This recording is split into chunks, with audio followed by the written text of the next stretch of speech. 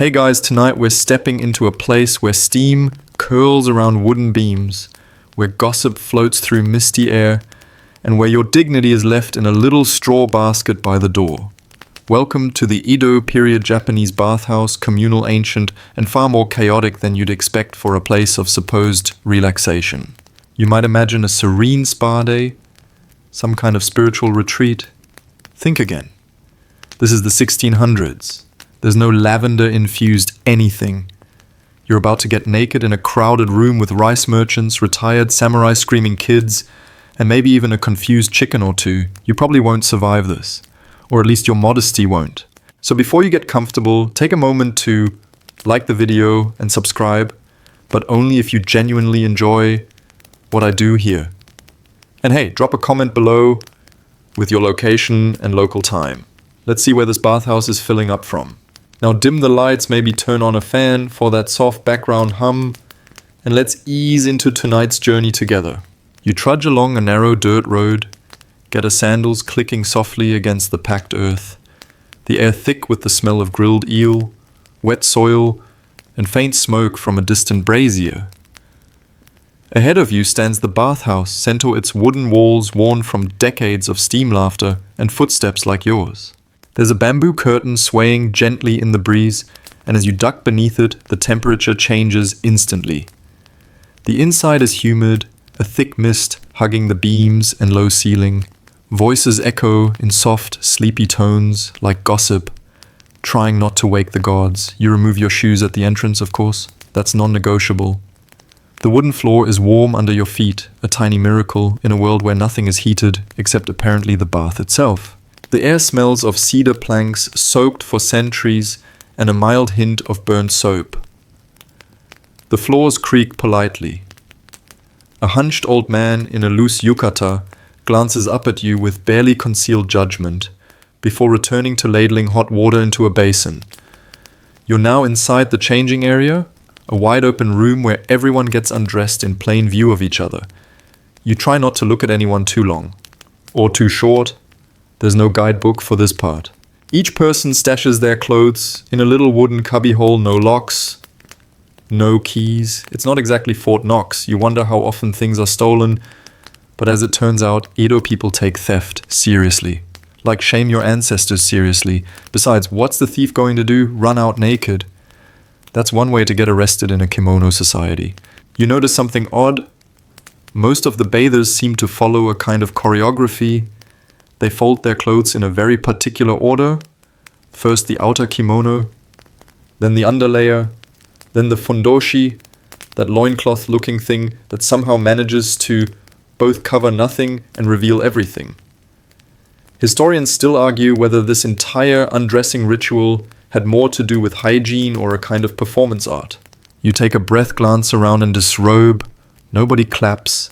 Nobody faints. Congratulations, you're now as vulnerable as the day you were born, except with significantly more back hair. A young boy darts past you with a ladle giggling. You try not to trip over a discarded sandal or a cat. There's always a cat in here somewhere. A low partition separates the changing area from the bath area itself. You step through and it hits you. Not the heat, not the smell, but the sheer sound of so many people bathing at once. Water sloshes, buckets clatter. There's even the faint hum of someone singing an off-key folk tune about fish prices.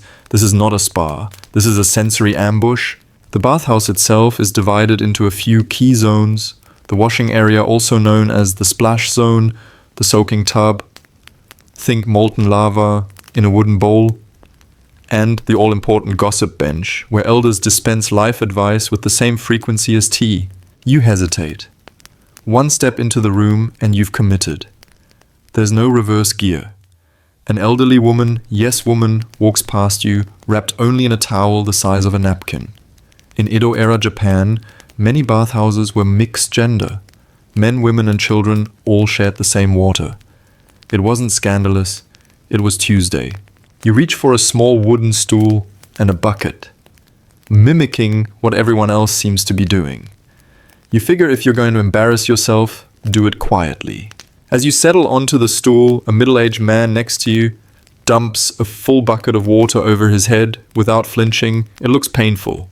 like his skin might peel off. But he does it with the calm stoicism of someone who's done this every evening since before you were born 5 centuries ago. The bathhouse worker, a stoic figure in rolled-up sleeves and a perpetually damp towel over his shoulder, glances in your direction. He's silently judging your technique or lack thereof. You nod as if to say, yes, I too am a veteran of boiling myself alive for comfort. He nods back. You're in. And as you lean forward, the mist thickens around your body. The heat wraps itself around your spine. The gossip fades into background noise. For a fleeting moment, you forget your name, your obligations, and the fact that you're currently marinating in communal broth. The Edo-era bathhouse has claimed you. The awkward part comes next. Not the nudity. You've survived that. Now comes the ritualistic untangling of fabric ties, knots, and layers that make up your kimono, and you're already half naked, damp, and unsure if your towel is still technically yours, or if it's someone else's family heirloom. You return to the changing area, a surprisingly open and chatty space, filled with the clatter of wooden lockers and the soft padding of bare feet. Everyone's in various stages of undress or redress, some expertly maneuvering the layers of their garments, like professional origami artists, while others like you are desperately trying to remember which side is the left sleeve. There's a man sitting cross-legged humming while folding his under-kimono with surgical precision. You glance at your own tangled fabric nest and sigh. The Edo-era kimono system is not beginner-friendly. There are at least 3 layers to the average outfit: a linen underrobe, the main kimono itself, and an overcoat for good measure, each tied with its own belt or obi. Tie them wrong, and you risk signaling you're a ghost. Literally. The dead were dressed with leftover right folds. You do not want to start that rumor tonight. The communal nature of this process is both humbling and oddly bonding. There's no privacy screen, no curtain booths, just rows of people stripping down beside each other like it's the most natural thing in the world. And to them it is. You glance sideways and notice a merchant chatting casually with a retired samurai. The merchant's towel has seen better days. The samurai, by contrast, folds his garments with an almost martial precision. You half expect him to salute the bathhouse monitor when finished. You meanwhile are just trying to keep your fundoshi from twisting into a permanent wedgie. Fun fact, the fundoshi, that sturdy cotton loincloth you've wrapped yourself in, is less about modesty and more about tradition. It dates back centuries and was the go-to underwear for working men, laborers, and yes, even bathgoers. Scholars still argue whether it offered any real comfort or was just a fashionable way to suffer. A boy nearby starts laughing uncontrollably as his younger brother accidentally ties his obi into a knot that loops around his ankle. The result is a short-lived, awkward crab walk across the changing room before an elder intervenes with a sigh and deftly untangles the situation. The kids grin, unfazed. This isn't just a bath, it's an entire social ritual, a place where news travels faster than in the official town hall. You hear whispers about the rice harvest, a local theater actor caught drinking during rehearsals, and even a scandal involving counterfeit combs. Yes, counterfeit combs. Apparently they're flooding the market and breaking hair left and right. Who knew vanity and fraud went hand in hand? And then there are the regulars, the bathhouse veterans. You know who they are because they don't even look when they undress, they just shed fabric like snakes molting. They stretch, sigh, and crack their knuckles as if preparing for battle. Which, to be fair, they kind of are. The water is scalding. But first comes the pre-bath hygiene dance, a critical step. If you don't want to be publicly scolded. It's time to wash yourself before entering the actual tub. You grab your bucket and make your way to a corner. You spot a washing stool, and oh wait, someone was using that? The death stare you receive from an elderly woman with a washcloth tells you everything you need to know. You back away, find an empty stool, sit down, good. Here everyone brings their own small towel and wooden bucket. The bucket is filled with hot water from the nearby spigot or scooped out of a giant communal basin. You pour the water over yourself, testing the temperature. And woof, that's not warm, that's boil an egg on your knee hot. You gasp. A nearby teen smirks at you. welcome to Edo Toughness School. There's no soap per se, not like you'd expect. Instead, you're given a scoop of nuka or rice bran powder, which is surprisingly effective at exfoliating.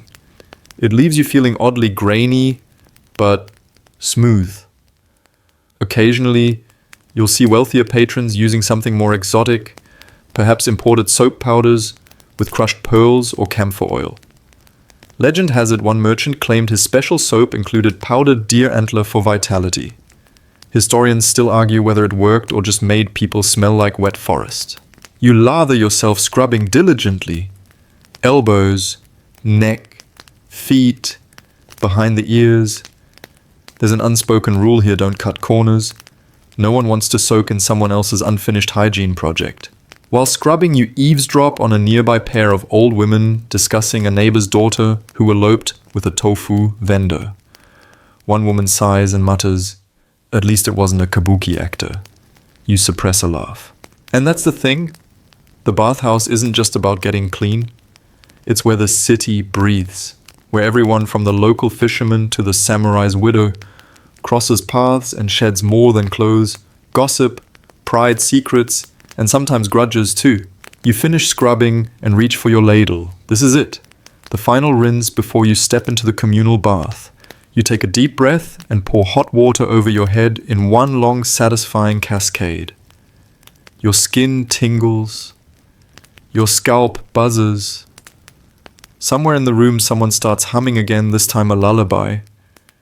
You catch yourself swaying to the rhythm as you rise, body tingling and fresh. You take your bucket and move toward the soaking pool, the next stage of the Edo bathhouse experience. But we'll get to that once your courage returns. Because right now, you've just realized how many eyes there are in this room and how easy it is to slip on a wet tile. Steady now. No one wants to become the story of the week. The soaking tub looms ahead of you like a steaming cauldron framed by dark cedar slats and the low golden glow of oil lanterns. The water bubbles slightly, not from jets, of course, but from sheer heat alone. And now comes the critical moment. You're clean, you've rinsed properly, and you've avoided stepping on any mysterious sea creatures that somehow find their way into the bathhouse drainage. It's time to enter the tub. But not so fast. There's etiquette to this, unspoken yet very much enforced. You wait at the edge, watching others for cues. A man with a receding hairline and the confidence of a sumo wrestler steps in with practiced ease. He lowers himself slowly, very slowly, until only his head peeks above the water. His expression remains neutral, but you catch the twitch of pain around his eyes. It's hot. Very hot. Edo-era baths were notoriously warm, often reaching temperatures that would make modern hot tubs look like kiddie pools. Locals considered it a sign of vitality to soak in water that made your skin prickle and your thoughts short-circuit. If you couldn't handle it, you were either sickly or worse, from Osaka. You dip a toe, immediate regret. It's like being slapped by molten tea. Your foot recoils with a reflex you haven't felt since you touched a cast iron pan as a child. An old man near the corner chuckles softly at your hesitation. He's been here long enough to recognize a first-timer. You give a faint, respectful bow, as if to say, "I will now attempt death with dignity." You brace yourself. Step one foot in, then the other. Your knees buckle slightly under the heat, but you manage to squat slowly, one breath at a time. Inhale, exhale. Think about cold rivers, ice cream, the futility of life. Anything to distract you from the sensation of being boiled alive. And then something changes. Your body adjusts. The heat becomes less of an assault and more of a heavy embrace. The ache in your back eases. The muscles in your shoulders sigh. You lower yourself completely, the water reaching up to your collarbone. You are now one of them. Around you, quiet conversation bubbles, like the bath itself. A group of elders discuss recent tax changes. Apparently a new levy on ink has upset the town's calligraphers. Even our poetry is being taxed now, one grumbles. You chuckle softly. Just beside them, a young couple chats in low tones. The woman balances a small wooden fan above her head. Somehow it doesn't fall. You try not to stare. It's rude to stare. You glance around and notice a wall mural painted across the bathhouse interior, rolling mountains, distant pine trees, and Mount Fuji, rising majestically behind it all. These scenic murals weren't just for show. They were meant to transport the bathers, to give the illusion of nature, of open space, of somewhere far beyond the sweaty shuffle of the city. Historians still debate whether this visual escapism made the bath more relaxing or simply reminded people of how far they were from actual wilderness. And then you hear the clatter of a dropped bucket, followed by a splash and a yelp. A young boy has slipped, arms flailing like a startled carp. He lands in the tub with an impressive cannonball. Water sloshes up over the edge and onto the wooden planks. Everyone pauses. The monitor glares. The elders groan. One woman mutters, "Typical," as she scoots away from the tidal wave. The boy, for his part, looks smug.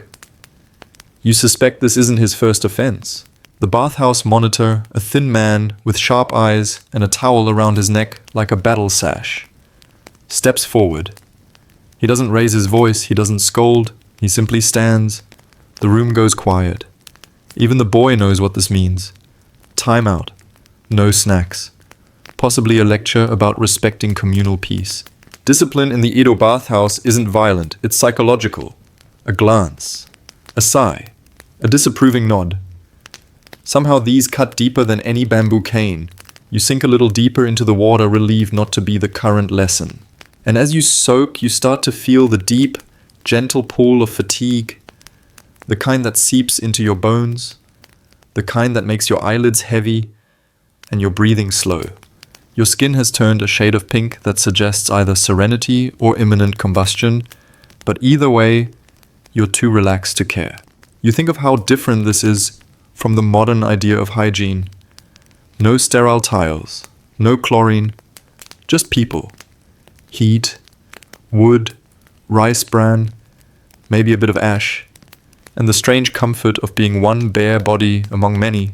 It's an oddly egalitarian space. Samurai soak beside peasants, merchants gossip with beggars. Everyone is pruned and flushed by the same water. You can't tell whose family owns half the neighborhood and who sharpens swords for a living. In here, you're just one more creature with sore feet and bad posture trying to escape the weight of the world for an hour. And that's the magic of it. The water's not just hot, it's transformative. The kind of heat that unknots things you didn't even know, with tangled tension in the jaw, a deep ache behind the eyes, a memory of embarrassment from third grade that somehow still lives in your spine. Even your thoughts start to melt. They slow down, soften. They drift like steam rising toward the lantern-lit rafters. Somewhere behind you, an old man starts humming again. You realize it's the same tune as earlier, only slower now. Sleepier. Like even the music wants to lie down and give up for the night. You lean your head back, eyes closed, ears just above water. Everything becomes muffled and warm, and you think for just a moment that if this is what it means to survive the Edo period, maybe you'll be okay after all. You're floating. Not literally, your butt is very much still planted on a submerged wooden bench, but mentally, you've drifted off. Time blurs in the heat. The conversation around you fades into a humid blur of syllables and distant echoes. Then someone moves beside you, and suddenly you're splashed with a gentle wave of scalding water. It's not personal, just bathhouse physics. You blink your eyes open and glance at the newcomer. An elderly man with a towel draped over his head like a monk's hood lowers himself into the water without a flinch. You feel like applauding. He doesn't even wince. His skin probably no longer recognizes hot as a sensation. He sighs contentedly and leans back, steam curling around his ears like he's in a dream of a dragon's breath.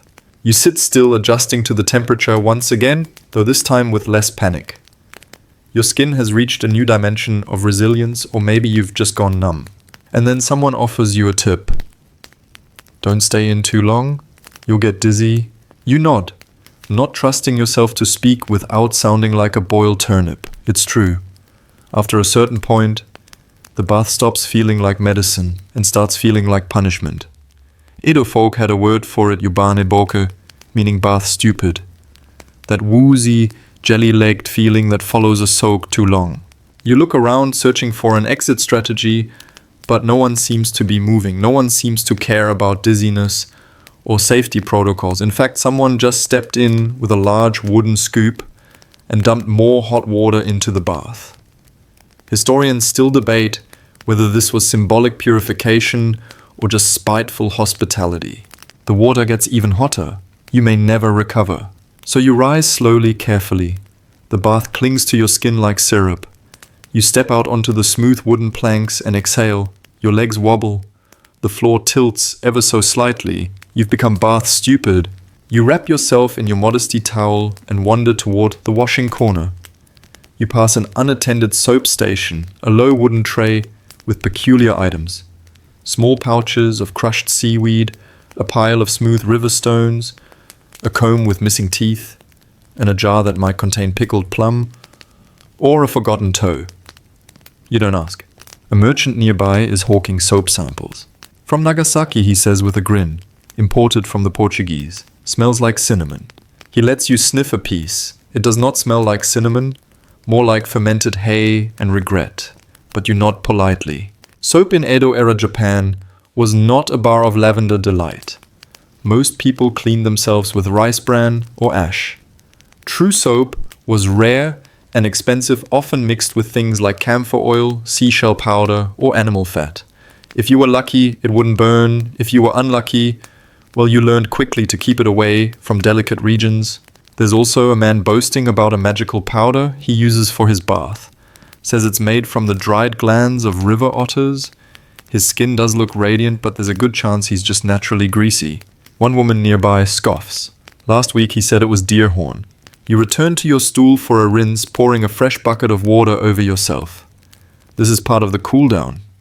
Some bathers even do a final splash with cold water if it's available. You consider it, but the bucket of cold water turns out to be lukewarm at best.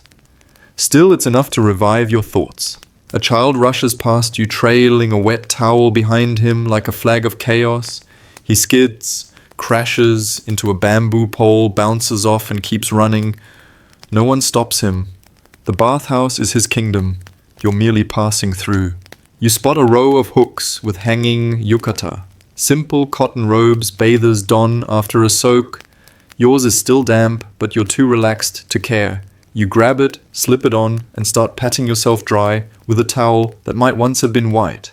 In the corner, a group of older women is sitting cross-legged, chatting quietly, and fanning themselves with handmade uchiwa fans. You can't hear all the words, but the tone is unmistakably scandalous. One mentions a neighbor who was caught sneaking out of a bathhouse at midnight. Another shakes her head and whispers something about that kabuki boy with the eyebrows. You don't even need context. It's delicious.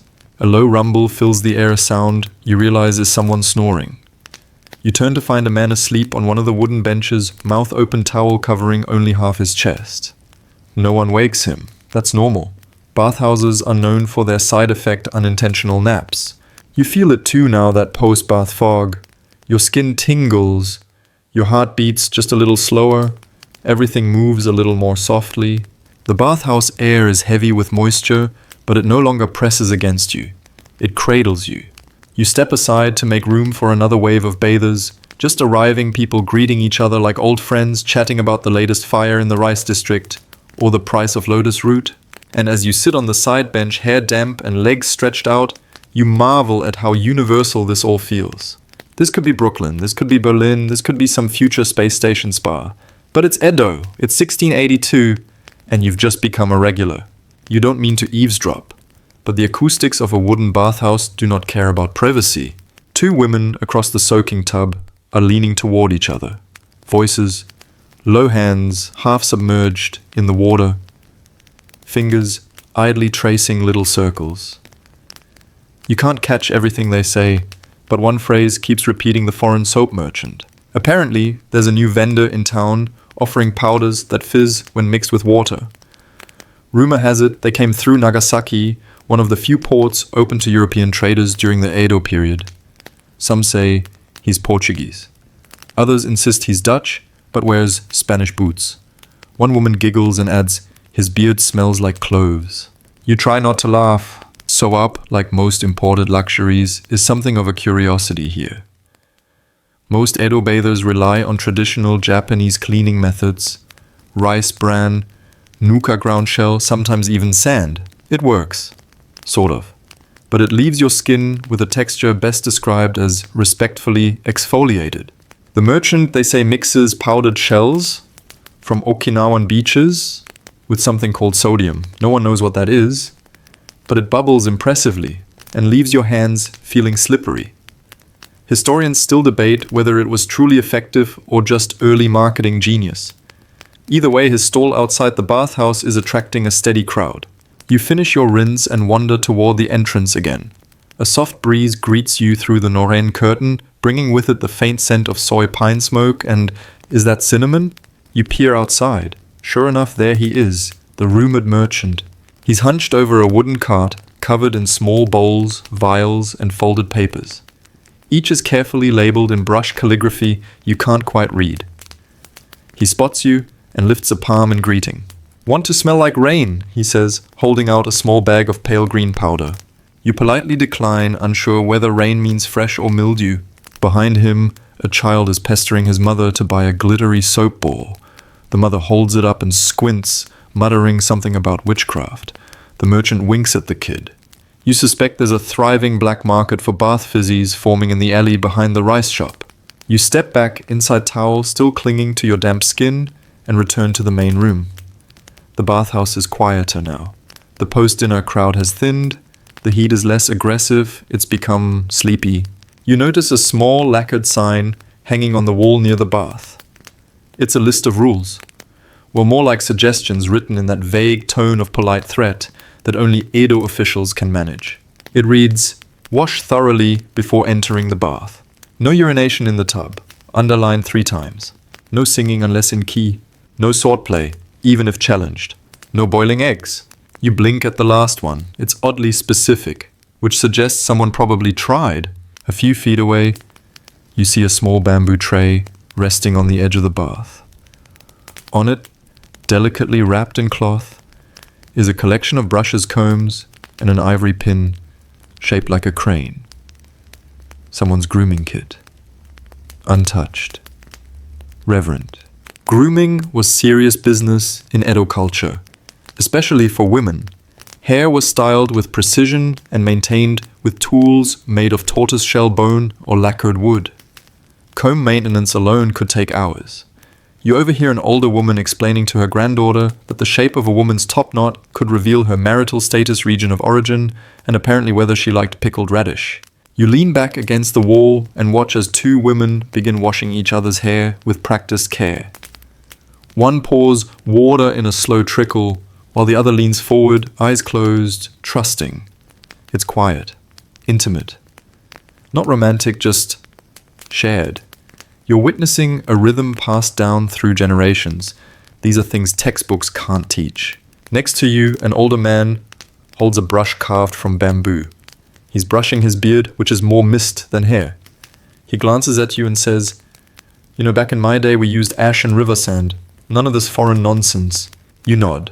He nods. Nothing more needs to be said. And then comes the most surprising moment of all.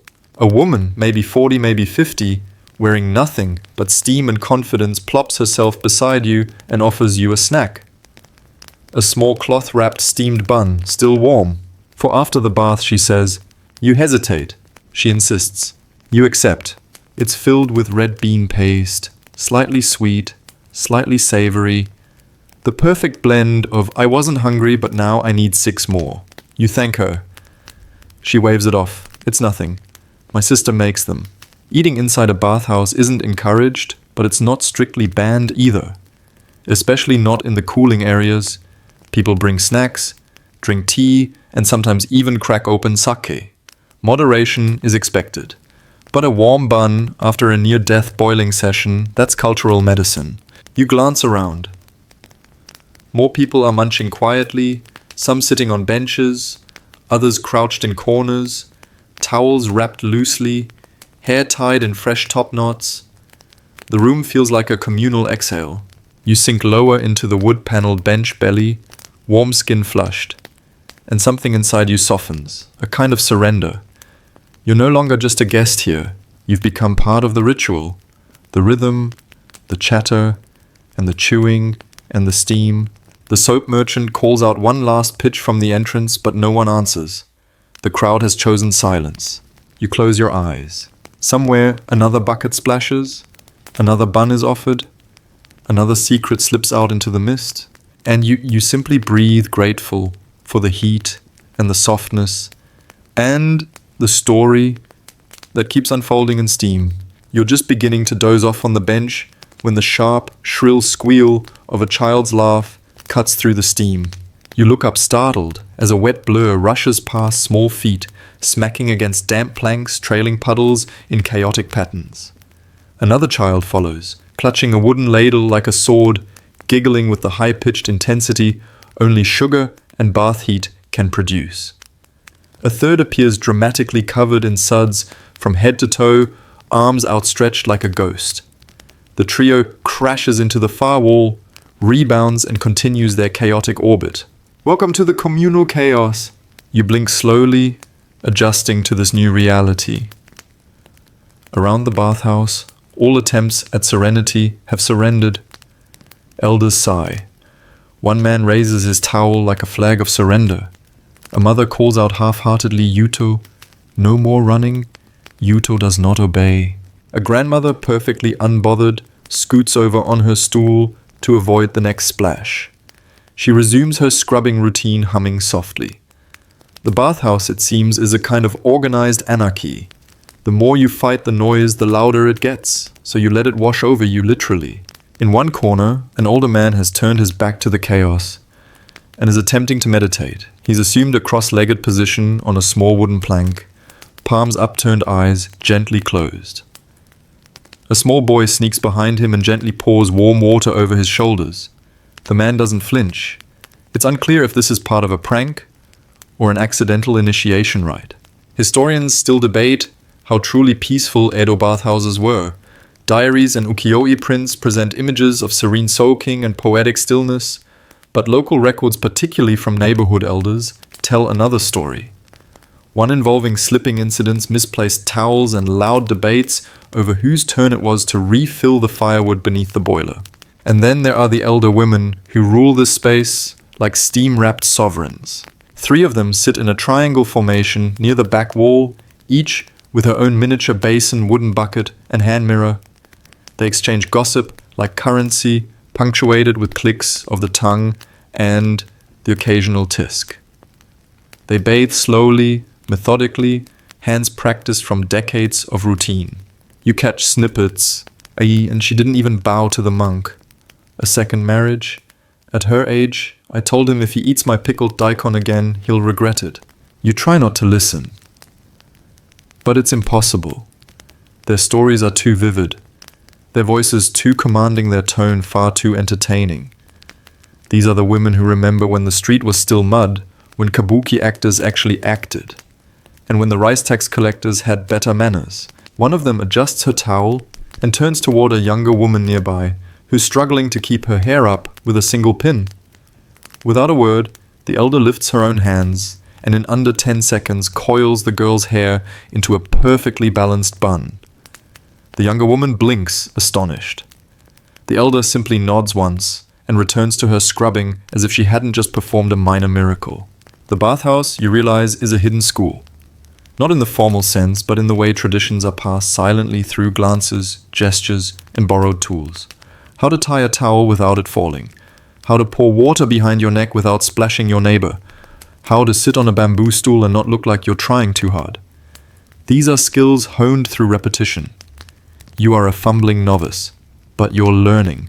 At your feet, a carved soap dish in the shape of a carp slides gently across the wet planks. You pick it up. It belongs to a child, the ghost boy still dripping soap like ectoplasm, who smiles shyly as he accepts it back with both hands. He bows. You bow. Bathhouse diplomacy. Meanwhile, the tub is reaching maximum density. People edge in shoulder-to-shoulder cheeks, glowing hair damp, a chorus of soft sighs rising with the steam. Somehow no one complains. The unspoken rule: don't linger too long. Once your fingers prune and your heart slows, you step aside. There's always another person waiting. You make your way to the far wall where a small panel of bamboo opens to reveal a shallow pool of slightly cooler water. It's quieter here. Less foot traffic. A pocket of calm. You slip in, sighing as the temperature drops a few blessed degrees. Around you, 2 men in their 40s are discussing carpentry. Not business deals, just joints, tools, sanding techniques. One of them gestures with wet hands, miming the proper way to reinforce a beam. You have no idea what he's talking about, but you find it fascinating. Bathhouse talk is different. It's not for persuasion or performance. It's just talking. Safe, sleepy, half-baked conversations that don't require outcomes. You could stay here forever. Except someone just let out a truly impressive sneeze and now the ripples have reached your toes. The air is turning heavier again. The humidity thick as mochi dough settles on your shoulders. You notice a woman holding a small cloth bundle in her lap, revealing a tea set. Yes, she's drinking tea. In the bath. Slowly, reverently, a tiny perfect sip. You marvel at the audacity. Then a door creaks open near the back. A wave of cooler night air rolls through the bathhouse. A low murmur ripples across the room. Some start to rise. It's not closing time yet, but the shift is happening. Evening bathers giving way to night owls. You rise again, towel in hand, feeling lighter than you have in days. And as you step through the mist, one of the elder women gives you a nod. You nod back, a silent approval. No one has clapped, but somehow you've passed. Steam curls around you like a living thing as you make your way toward the women's section, separated now only by a low sliding panel and a symbolic rope. You pause not to trespass, but to observe the quiet rituals unfolding on the other side of the room. Tonight is mixed bathing. Tomorrow might not be. The bathhouse rotates genders on different days, or sometimes at different hours. It's flexible, community-specific, and never clearly announced. You're expected to know or risk stepping into a very awkward scene. Historians still argue whether these flip schedules were set for modesty, cleanliness rotation, or simply to keep the peace among flirtatious patrons. Right now, though, it's fully co-ed, and everyone seems to have settled into a kind of steam-fogged harmony. You sit back on a low stool and let your eyes wander. Across the tub, 2 women are scrubbing each other's backs with hand towels, the rhythm so synchronized they must have done this 1,000 times before. It's hypnotic. One leans forward, arms folded, while the other uses gentle, methodical strokes with a small cloth soaked in sudsy rice water. When they switch roles, there are no words, just a soft nod. You feel like you've stumbled into the choreography of everyday intimacy, and there's more than hygiene being exchanged. Between the layers of soap and silence, gossip floats in. She says the magistrate's wife is seeing the rice broker. But I thought she preferred the calligraphy teacher. No, that's her sister. You try to look disinterested. You fail. The bathhouse, especially the women's section, is a hub of information.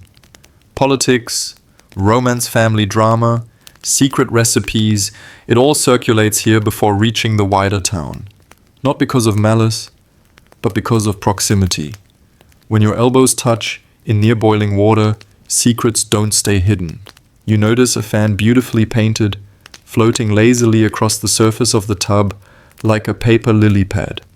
No one rushes to retrieve it. It's clearly decorative, or symbolic, or simply soaking. You have no idea. A child paddles it gently with one finger, then lets it go. It drifts away. Another woman balances a lacquered comb on her towel-wrapped head. It stays perfectly still as she walks the narrow bathhouse corridor, steam rising around her like incense. It's mesmerizing. You try to mimic the motion with your own towel. It falls immediately. You pretend nothing happened.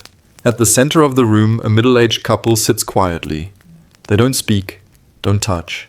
Just sit side by side, legs stretched forward, bodies steaming, eyes fixed on the rising bubbles in front of them. There's a kind of settled comfort in their silence. Not the silence of boredom, but of long conversations already had. A teenage girl enters and lowers herself into the water beside her mother. She looks unsure, slightly awkward, tensing against the heat. The mother gently pours a small ladle full of water over her daughter's shoulders. The girl winces, then laughs. The mother rolls her eyes and does it again. Soon they're both laughing. A tiny memory is born right there in the mist. You look up. The ceiling is low and darkened by decades of smoke and vapor. Thin wooden beams stretch across it like the bones of a great sleeping creature. From one beam a string of paper charms hangs, tiny folded wishes, some faded, some fresh. You squint and spot one with a single kanji written in bold ink, healing. Edo-era bathhouses weren't just physical spaces, they were emotional ones. Spiritual ones. Not temples, but close. Places where bodies were cleansed, yes, but so were regrets, arguments, and heavy hearts. People came here after funerals, after childbirth, after failed love affairs. The bath accepted everything. It asked nothing in return but a good rinse and a quiet exit. The hot water many believed could heal more than sore muscles. It could balance the chi, wash away jealousy, prepare you for exams. Some even swore that soaking during a full moon increased fertility. Historians still debate whether there's any scientific basis. Probably not. But when the moonlight shines through the high window and hits the water just right, you want to believe. You lean back against the wood paneling and close your eyes. Somewhere nearby, a soft song begins, not loud, not performed, just a woman humming a tune half forgotten, half improvised. A lullaby, maybe, or a harvest chant. The melody floats through the bathhouse, latching onto the steam, weaving through the bodies like thread through cloth. No one interrupts. Not the gossiping trio, not the snoring elder, not even the kids who pause their bucket war for a few seconds to listen. The sound echoes gently off the cedar walls, then fades, and in that moment everything stills. You're not just witnessing a tradition, you are inside one. A moment that has replayed itself quietly, softly for centuries. You feel your body begin to cool as your skin acclimates to the water. You realize your hands are pruned, your towel is now completely soaked, your hair clings to your face like seaweed. You are in every possible sense done. But you don't want to leave yet. You want to linger, watch, soak. There's no clock on the wall. No one here seems rushed. Outside time continues. The market stalls close. The night deepens. The cats begin their eerie street patrols. But in here time has no spine. It stretches, flexes, folds, and sighs. You shift slightly, a soft splash. And from the far corner, one of the elder women glances your way, raises a single brow and says, just loud enough to be heard, "If you don't leave now, you'll wrinkle into an old man." The others laugh. It's not cruel, it's permission. You smile. Maybe she's right. You rise from the water slowly, like a boiled dumpling being lifted from a broth, and every part of your body protests just slightly. Knees creak, spine complains, skin pink and soft, steams visibly in the cooler air. You've been in too long. The elder was right, you might actually be aging in here. Still wrapped in warmth, you step carefully onto the wooden floor towel in hand, heartbeat slowed to the pace of a distant temple bell. You're not alone. Around you others are beginning to emerge too.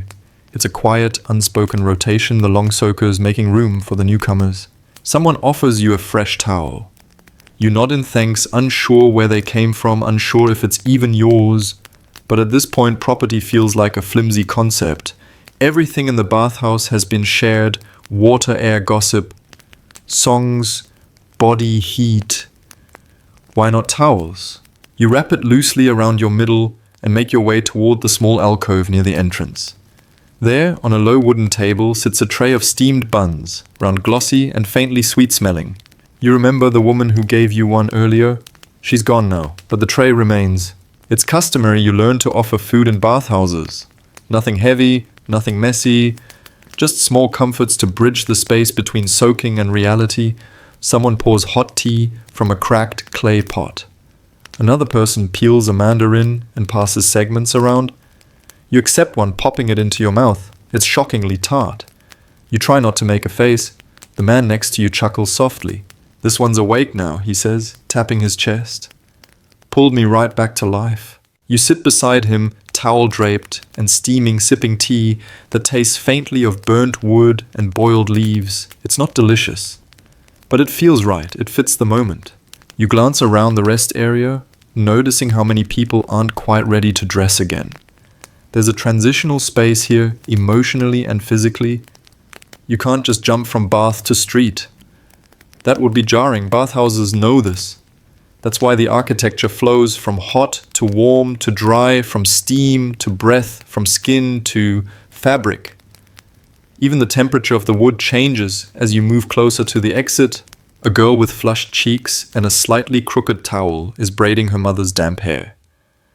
The mother is half asleep, eyes closed, hands folded in her lap. It's hard to tell if the braid is neat. No one cares. Next to them, a man has fully reclined on a bamboo mat and is now snoring, one leg dangling off the edge like a forgotten puppet. Someone gently places a folded towel over his exposed foot. Again, no words. And then someone opens a lacquered box. Inside are tiny sweets. Sugar-pressed rice wafers, soft bean paste candies shaped like plum blossoms, and a few irregularly cut cubes of what might be seaweed jelly. You reach for one, pause, and pick the least mysterious looking. It melts in your mouth with the taste of cold grass and a hint of vinegar. Unexpected, but not unpleasant. These mid-bath snacks, called yuagari dango, or sometimes furogashi, are specific to different regions. In some districts, it's sweet beans. In others, it's salty crackers. In Kyoto, they might hand you pickled plum. In Edo, it's anything that doesn't stain wood. Historians still argue whether these were formerly part of bath culture or just a convenient excuse to extend gossip hour. Either way, they remain a beloved tradition. You rise again, legs steadier now, and return to your wooden locker. Your clothes, though slightly wrinkled from the steam, are dry and faintly fragrant with cedar. You dress slowly, reverently. Each layer a reminder of the world beyond the bathhouse, one you're not quite ready to face. As you tie your obi, you hear two bathhouse attendants exchanging news near the boiler room. Started a fire near the East Canal. They saved the merchant's store but lost the tea house. Second fire this month. There's no panic in their voices, just the slow resignation of people accustomed to impermanence. Edo was a city that burned often. Too much wood, too little rain. Fires were as expected as taxes. One of them mentions that the fire watch tower rang 4 times last night. You try to recall what that means somewhere between small damage and mild chaos. But your brain, half cooked by the bath, refuses to access that file. Instead, you follow the sound of footsteps toward the outer hallway. This part of the bathhouse feels different, drier, lighter. There are paper lanterns strung along the eaves, their glow casting long shadows across the floor. Outside, the sky has darkened into a deep indigo. You step toward the entrance and pause, watching the steam rise behind you like a memory. And just before you exit, you spot a small wooden plaque nailed beside the door. It's faded with age, but the characters are still legible. They read, "Come heavy, leave light." You smile. No one needs to explain it. You push open the sliding door and step out into the night. The air is cool, crisp, bracing. It hits your skin like a second awakening. Your getter clacks softly against the stone path, still damp from evening dew. Around you, other bathgoers trickle out, wrapped in yukata hair, damp cheeks flushed. They walk slowly, deliberately. Some alone, some in pairs. A few laughing softly at a private joke likely birthed in the mist and best left there. You glance back once more. The bathhouse stands quiet now, lanterns swaying in the breeze, its wooden frame exhaling a sigh of spent heat. And for a brief moment you wonder if you return tomorrow, would it feel the same? Probably not. That's the beauty of it. You wander slowly, the bathhouse fading behind you, replaced by the subtle clatter of gaita sandals on stone and the distant murmur of a night-swept street. Everything feels quieter now, softer, like the volume of the city's chaos has been dialed down just for you.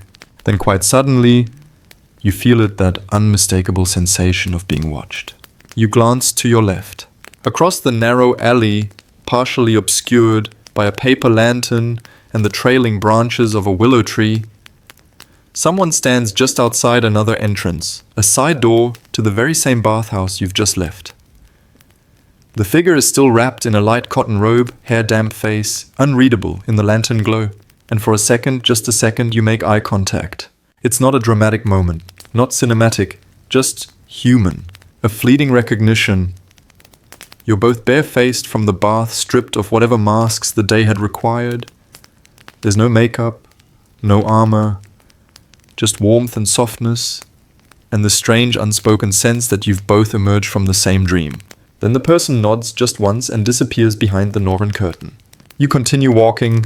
Mixed gender bathing in Edo wasn't always common, nor was it universally accepted. In the early years of the period, it was a norm, practical, efficient, and community-oriented. But as society became more class-conscious and morality codes tightened, mixed bathing became controversial. Shogunate edicts were issued, relaxed, reissued again, depending on the political winds of the time. Historians still debate whether the bans were ever truly enforced or simply ignored with bathhouse-level diplomacy. Tonight, clearly the lines are blurred again. You pass another bathhouse entrance, a smaller one this time, likely serving a single gender. Its curtain is pulled closed, a bamboo sign indicating it's ladies' night. You hear laughter inside. High-pitched, effervescent. Someone shouts something about rice cakes and liars, and the entire room erupts in giggles. You keep walking, drawn onward by the flickering lanterns and the scent of soy smoke wafting from a nearby food store. Then unexpectedly you come upon another bathhouse. Not because it's rare, but because Edo was full of them. At the peak of its population, the city boasted hundreds. In some neighborhoods, you could find a sentō every few blocks. They weren't just for luxury, they were essential infrastructure, especially for those whose homes lacked the space or materials for private bathing. This new bathhouse is quieter, smaller, older, maybe. You peek inside, curious, just a little. Through the entrance, you catch sight of a single elder man sitting by a brazier warming his hands. His hair is snow white and his robe patterned with small cranes. No one else is visible. A woman steps out from a side room, places a teacup beside him and says something too soft to hear. He smiles, and you feel it again. The bathhouse is not just about the water, it's about the pause, about creating a pocket of space in an otherwise fast-moving world. A cocoon where nothing is asked of you except to slow down, soften, and float. You continue onward, the night cooling your skin further now. Damp hair clings to your neck, your breath is visible in the air. You spot a small food vendor, a man roasting sweet potatoes over a stone fire. He fans the coals lazily and gestures towards you with a chin nod. Still steaming, he says, "You laugh, he's right." He hands you a roasted yam wrapped in parchment. It's warm, earthy. You take a bite and nearly burn your tongue. It's perfect. "Long soak?" he asks. You nod. He nods back, "Best kind." In the Edo period, yam vendors often set up shop near bathhouses. The logic was simple: bathers came out hungry, relaxed, and less inclined to argue over prices. It was in many ways the original wellness economy: hot water, hot food, and hot gossip, all within the radius of a single street corner. You finish the yam as you walk, and then, ahead of you, the street opens onto a small canal. A narrow wooden bridge arches across it. You pause there, leaning against the railing, listening to the quiet gurgle of the water. Someone behind you clears their throat softly, and you instinctively step aside to let them pass. It's the same person from earlier, the one from the bathhouse doorway. You say nothing. They say nothing. But as they cross the bridge ahead of you, they glance back, not flirtatiously, not dramatically. Just a glance, a small recognition, and then they're gone, swallowed into the night. You stand on the bridge a little longer, watching the moonlight ripple over the dark canal. A cat pads silently along the edge, tail high. Somewhere behind you, a shamisen begins to play the melody, faint and far away. You let your body breathe. You're dry now, almost, but something of the bathhouse remains. In the scent of your towel, in the softness of your step, in the quiet, floaty slowness of your thoughts. You could turn back. You could find a tea stall, or another bathhouse, or just keep walking until the lanterns fade and the streets belong to the fox spirits and stray dogs.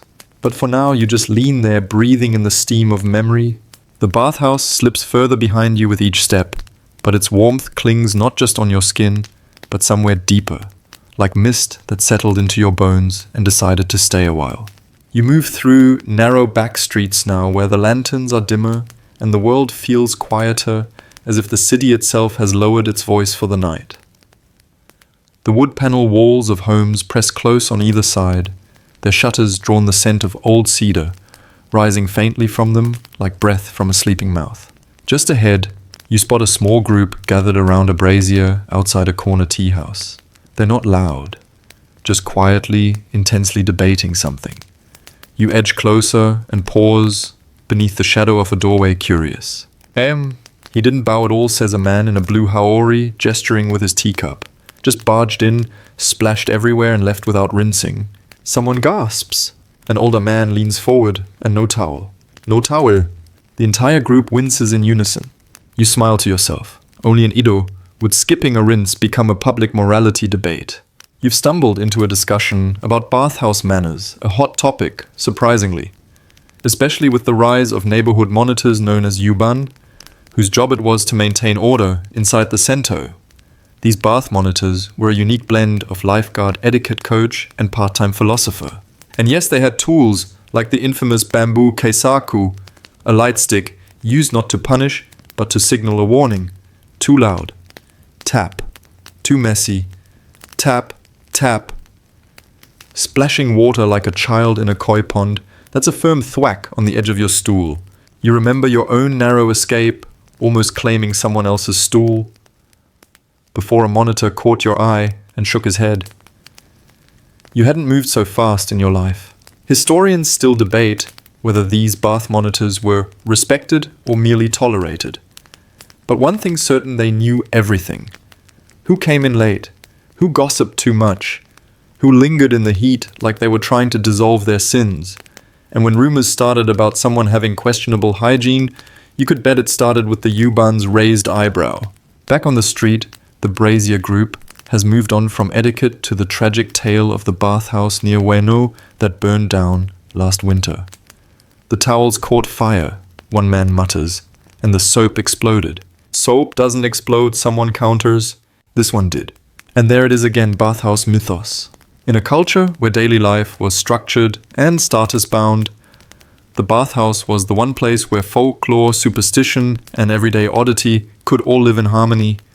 People told stories of cursed towels, enchanted steam, and one famous tale of a ghost who kept returning to the same bath every evening at the exact same time, leaving behind puddles that wouldn't dry. You pass the group, giving them a polite nod. They barely notice you.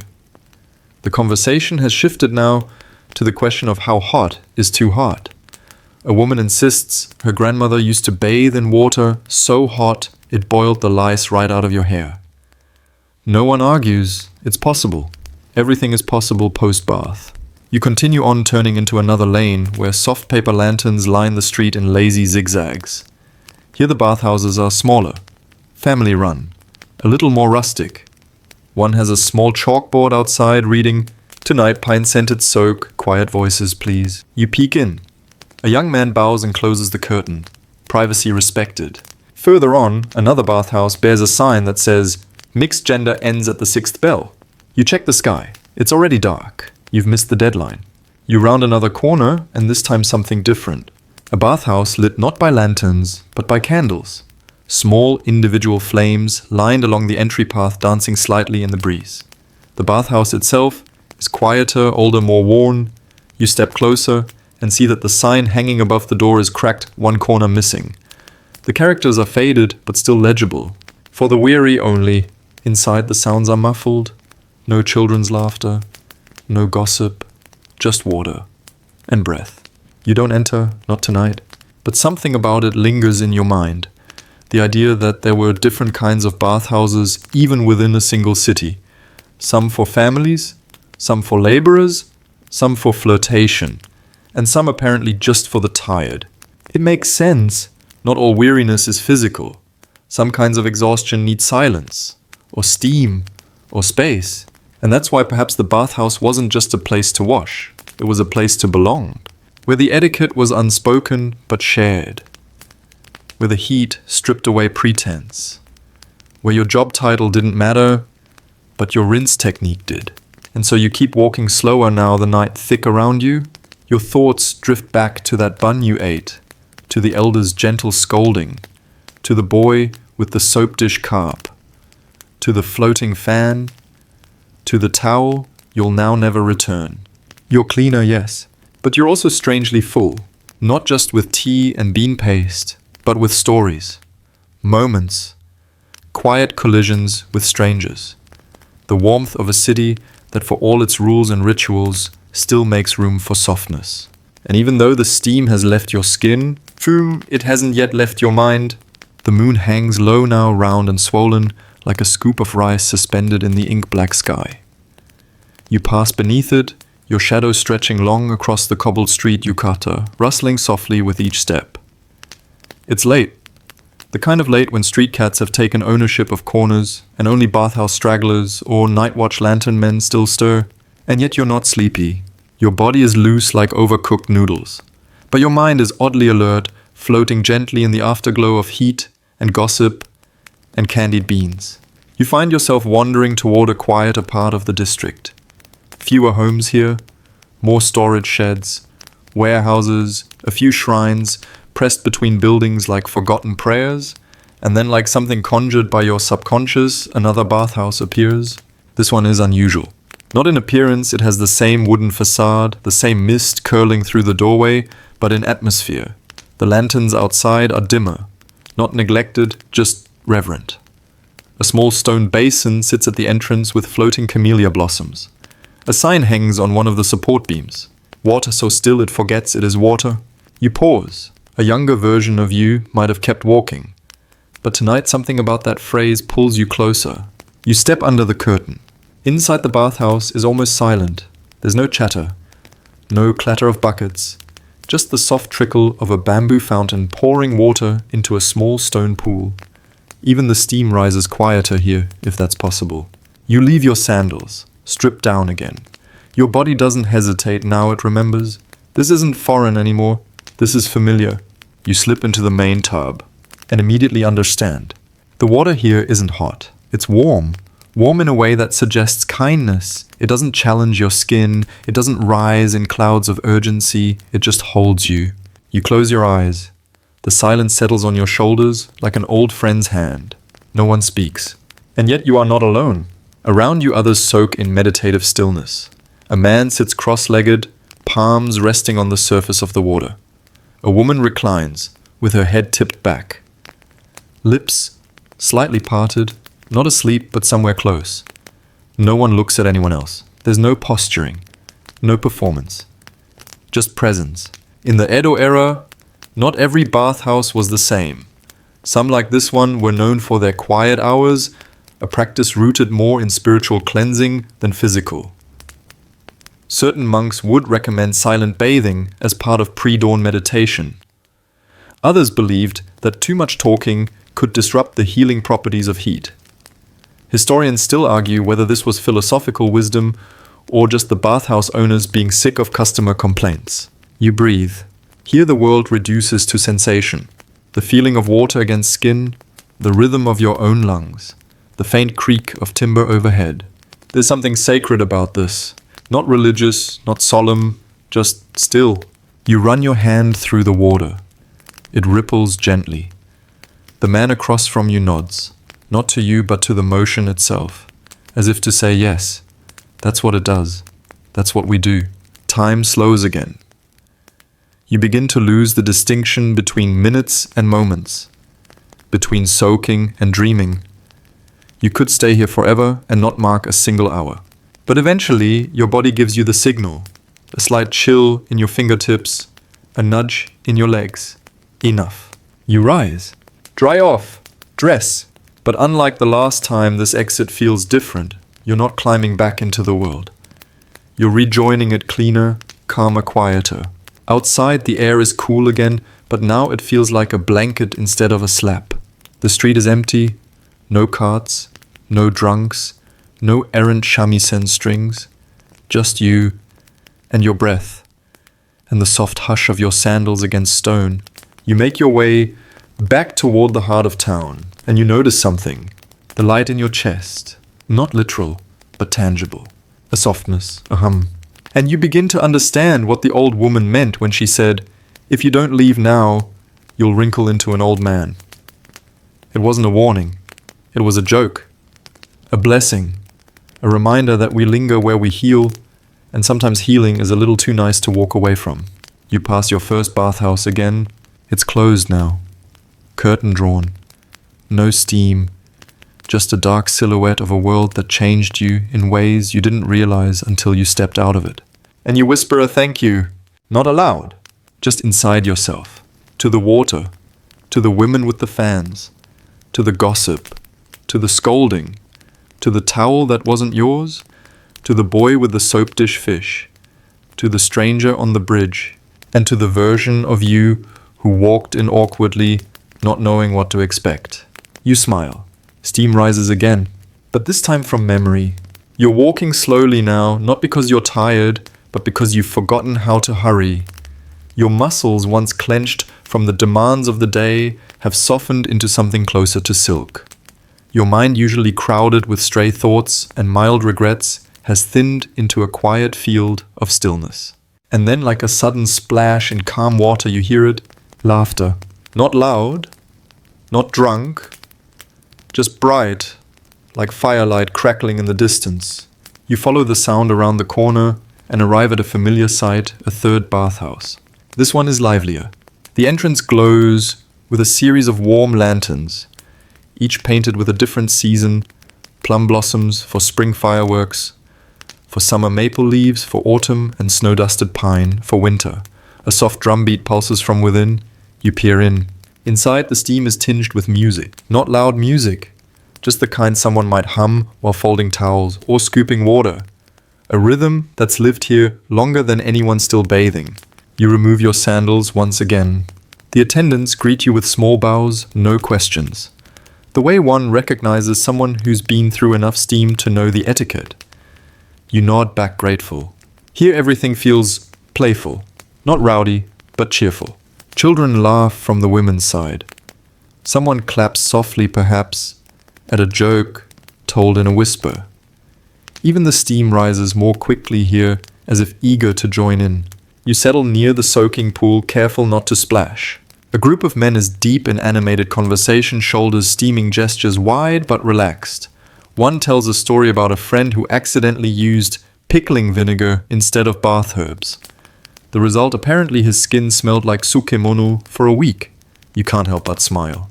Another man swears that soaking with roasted barley tea makes your dreams sweeter. His friend interrupts, only if you snore sweetly. Everyone chuckles. These aren't scholars, or priests, or poets, just neighbors, workers, fathers, retired carpenters, laughing men who've likely bathed here every week for 20 years. You shift slightly and feel something under your thigh. A small wooden plaque fallen from a nearby hook. You pick it up. It's carved in old hiragana, almost faded to invisibility. In steam, even enemies forget their weapons. You place it gently on the bench beside you. There's a truth here, one that lives in every communal bathhouse, from the grandest urban sentō to the tiniest roadside spring. The bath disarms. You don't bring status into the tub. You don't argue in water that can boil an egg. You don't stay angry when your towel floats away and everyone sees more of you than you intended.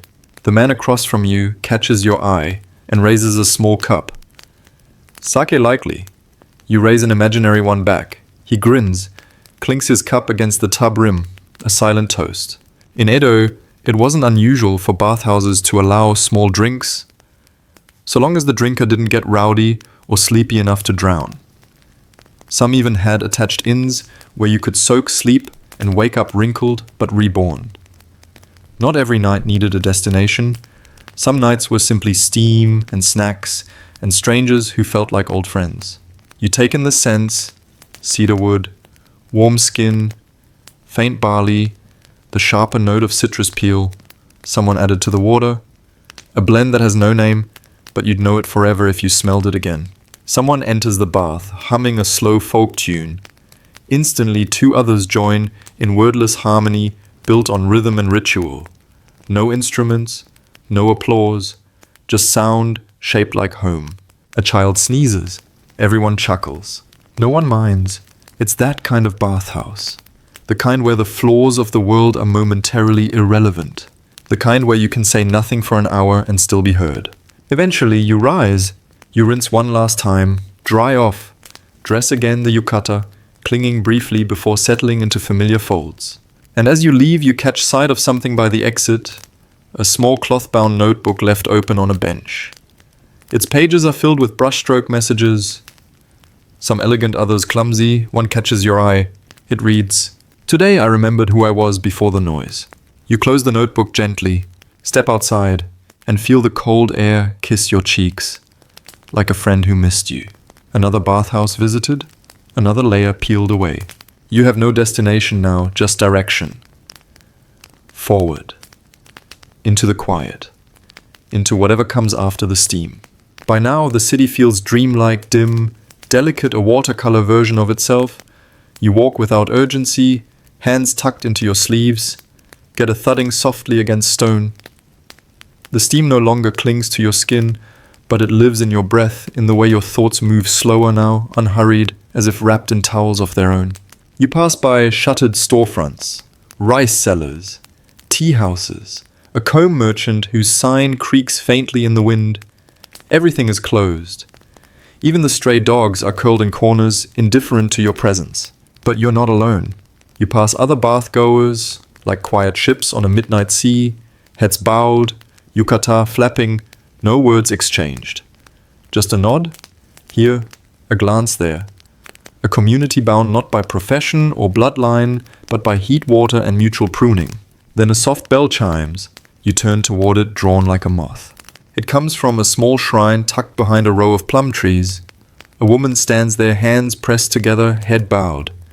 As you watch, she lights a single stick of incense and sets it into the ash. The smoke curls upward like the bathhouse steam, thinner, now more fragrant, whispering instead of rising. You approach quietly, not to intrude, just to observe. The shrine is small, no grand statues, just a wooden fox figurine, half cracked, sitting beside a weathered cup of sake and a scattering of beans. An offering, perhaps to Inari, perhaps to nothing at all. On the side of the offering box is a painted phrase. Heat leaves the body, but not the soul. You linger, let the incense drift into your hair, into your thoughts. In the Edo period, shrines and bathhouses weren't separate in spirit. One cleansed the soul, the other cleansed the body. But often people blurred the lines. Some would visit the shrine after the bath, others before. Some would whisper prayers into the steam itself, trusting that the gods could hear through condensation. You wonder what you would ask for if you believed tonight. Sleep, peace, fewer regrets, or simply the ability to carry the softness back into the morning.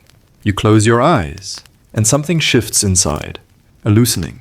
Not dramatic, not poetic, just gentle. Like someone took a knot that lived deep inside your chest and gave it a little space. You open your eyes and bow to the fox, because why not? Then you walk on. The streets are emptier now. Even the cats have disappeared. A paper lantern swings slightly above a closed soba shop, its glow flickering in time with the wind. You pause there just long enough to smell the ghost of noodles and broth still lingering in the air. A few steps later, you find yourself in front of yet another bathhouse, this one entirely dark. Shutters drawn. Sign faded. Long abandoned, perhaps, but the structure is unmistakable. A carved spout still juts from the wall. A cracked wooden bench still sits beneath the eaves, and carved into the door just barely visible. Come as you are. Leave as you forgot you were. You sit on the bench for a moment, even though the bathhouse is closed, because your body remembers the warmth, the silence, the rhythm of the ladle, the soft patter of water on wood. Your fingers trace the grain of the bench.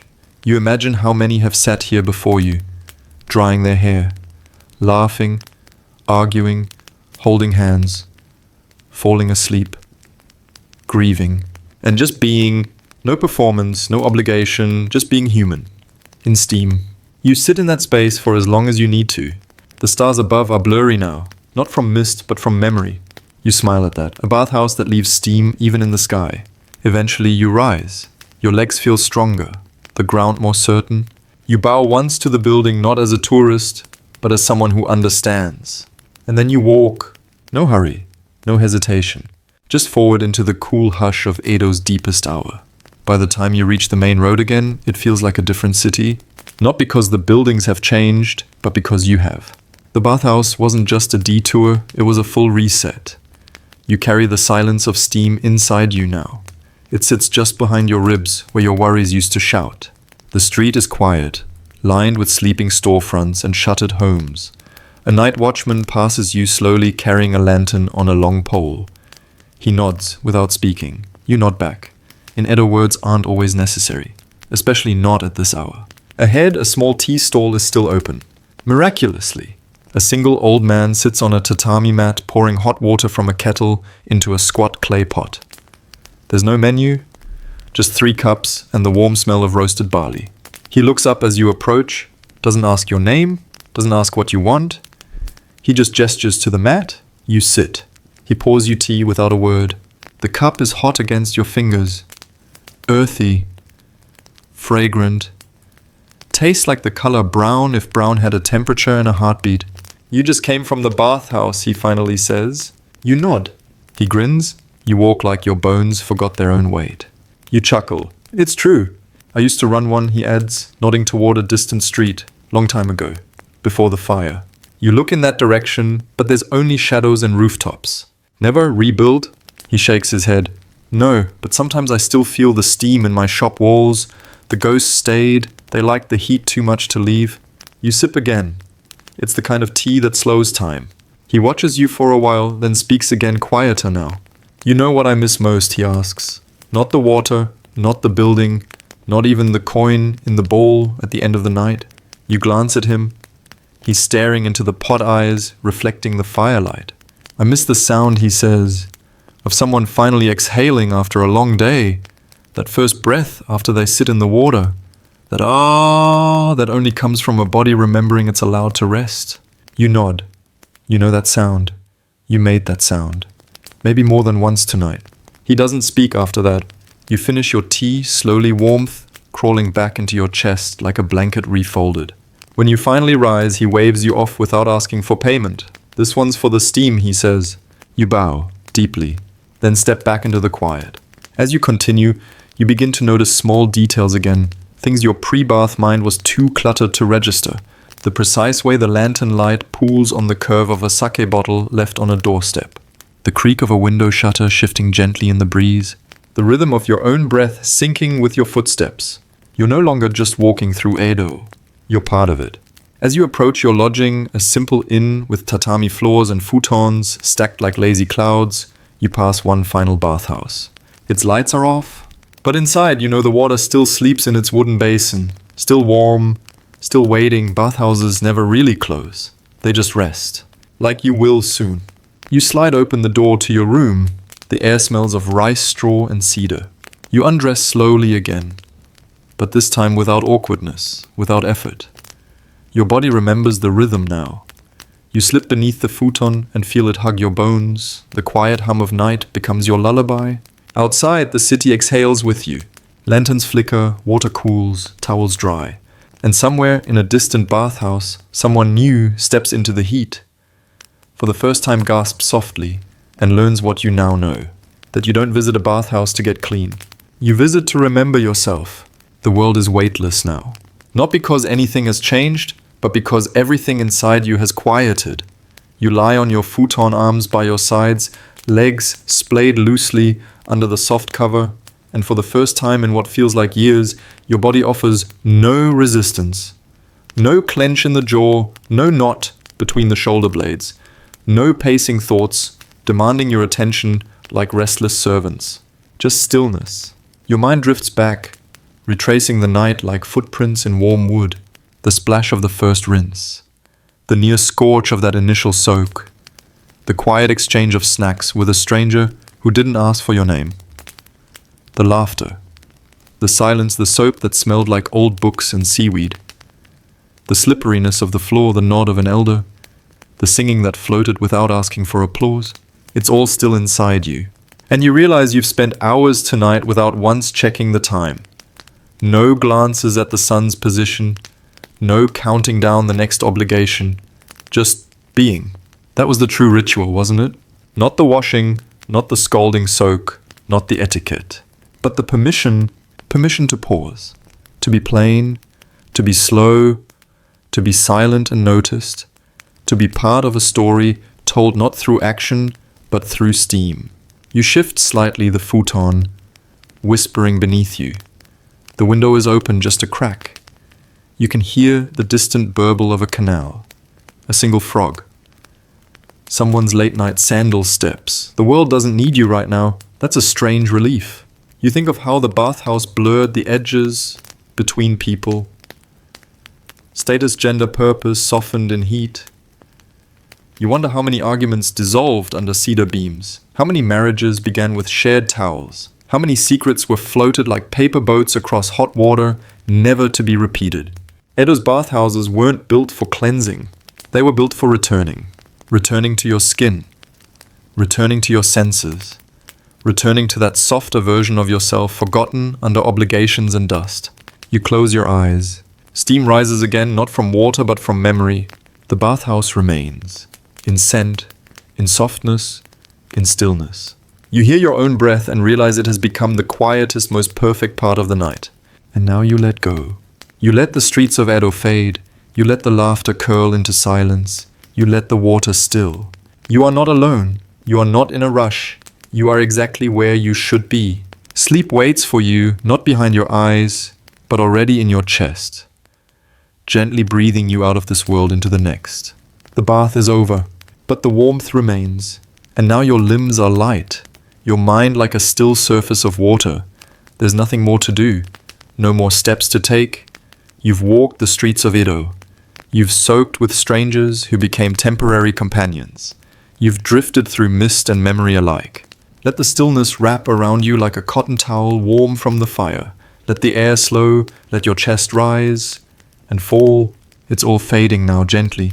The clatter of buckets, the soft splash of a ladle, the distant hum of lullaby voices through wooden beams, all of it dissolving into quiet.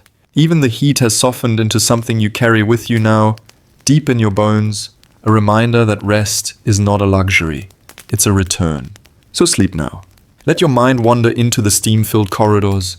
Let it pass through paper walls and across bathhouse thresholds. Let it sink into warm water one last time before drifting off into nothing at all. You're safe. You're clean. You're home.